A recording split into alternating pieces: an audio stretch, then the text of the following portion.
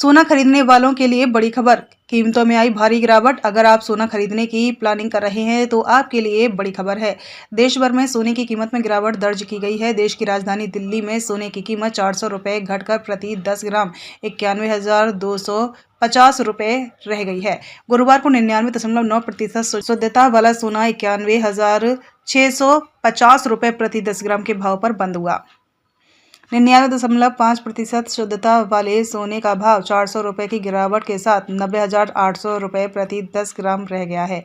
पिछले कारोबारी trading session के दौरान यह 91,200 रुपये प्रति 10 ग्राम पर बंद हुआ था। अखिल भारतीय सराफा संघ के अनुसार मुनाफा वसूली और वैश्विक बाजारों में सुस्त रुख के कारण सोने की कीमत कम हुई है। बता दें कि भारत में सोने की कीमतें अंतर्राष्ट्रीय बाजारों में इसकी कीमतों पर निर्भर करती हैं। ऐसे में अंतर्राष्ट्रीय बाजारों में सोने की कीमतों में उतार चढ़ाव का असर यहां पड़ता है।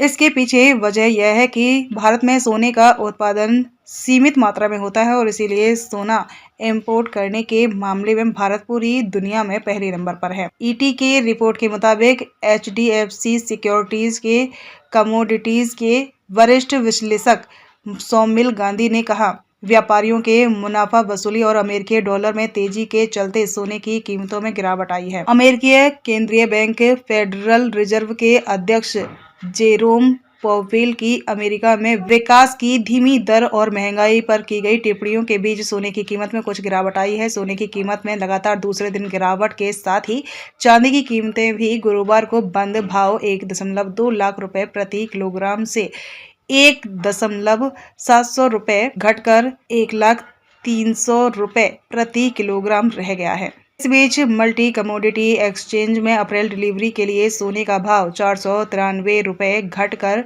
88,213 रुपये प्रति 10 ग्राम पर आ गया है। इसी तरह चांदी के वायदा भाव भी 1,228 रुपये या 1.24% की गिरावट के साथ 98,164 रुपये प्रति किलोग्राम पर आ गया है। सोने का कारोबार अमेरिकी डॉलर में होता है, यानी कि जब कोई देश किसी दूसरे देश से सोना खरीदता है तो भुगतान डॉलर में ही किया जाता है।